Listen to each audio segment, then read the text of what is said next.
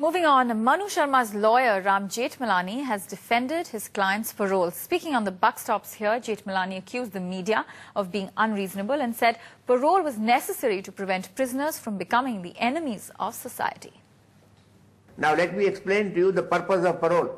The purpose of parole is that long terms of imprisonment can turn a prisoner into a permanent victim, permanent enemy of society.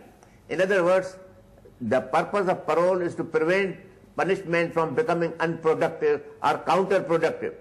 And it is intended that he should retain his humanity, he should be a normal person, and he should retain his attitudes, his impulses and his emotions intact. Okay. If a person, for example, is dying in jail of sexual starvation, parole is intended to allow him to meet his wife, his beloved, his girlfriend, so that he becomes a normal person when he comes back to jail.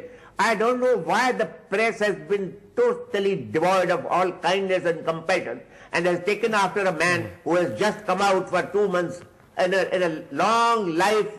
He has been already in prison for 7 years, and the law requires that you should wait for 3 years before you are released on parole. Okay. Parole is in the interest of society. All right. My question to you, Mr. Jethmalani, would then be that since you argue that normalcy should be permitted, when somebody is out on parole, do you believe that it is not significant that the Delhi police in this case oppose the parole and the perception has become that it is your client's political connections that secured him this parole?